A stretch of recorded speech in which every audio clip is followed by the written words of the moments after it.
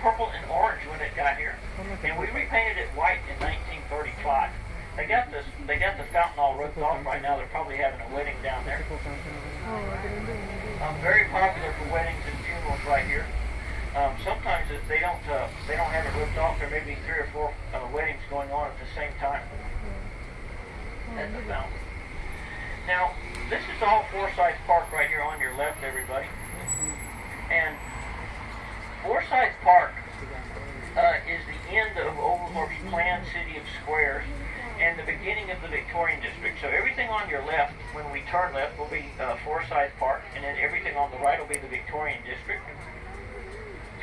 Now this home right here on the corner, Hodgson Hall here, this was donated by Margaret Telfair Hodgson in memory of her husband, William. It's the Georgia Historical Society, and it is the 3rd oldest historical society in the United States. It dates back to 1793. Over 50,000 volumes of books and manuscripts in there that tell the history of Georgia. Now, as we go along Forsyth Park here in the Victorian district, I'm going to point some stuff out. First thing's right here on the right. This is Italian architecture right here on the right. And then right past it is Queen Anne architecture. And then right, the one with the big columns, that's Romanesque Revival, some of the most popular architectural styles. And there's a gingerbread house up here on the right a little further I'm going to point out to you too. Now, Forsyth Park, 30 acres, laid out in 1851, and named for John Forsyth. He was Secretary of State to Andrew Jackson. Here's the gingerbread house right here. Now, the white building here on your left, that's the Fragrance Garden. The Fragrance Garden especially designed to contain the fragrance of the flowers inside.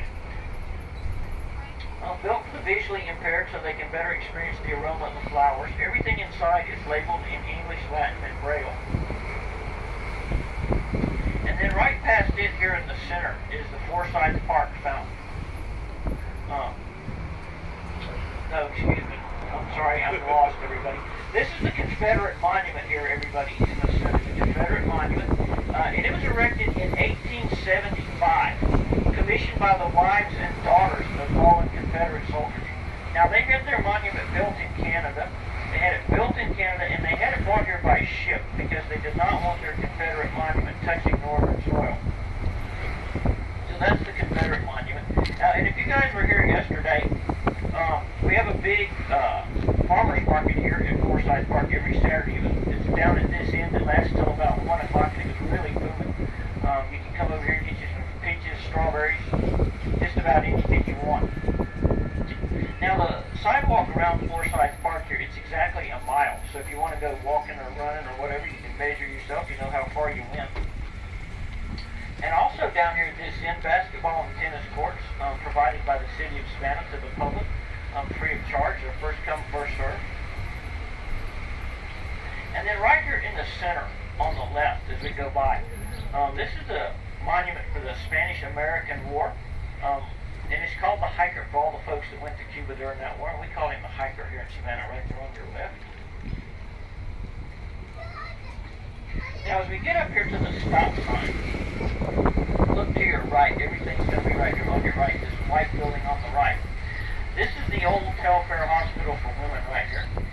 And this was donated by Mary Telfair. Now, Miss Mary, she's known around Savannah as the Lady of Stipulations, because everything Miss Mary did, it came with a stipulation. And this hospital, it was no different. So she said, I'm going to give y'all this here hospital, but it is for women only. Only women can be patients here.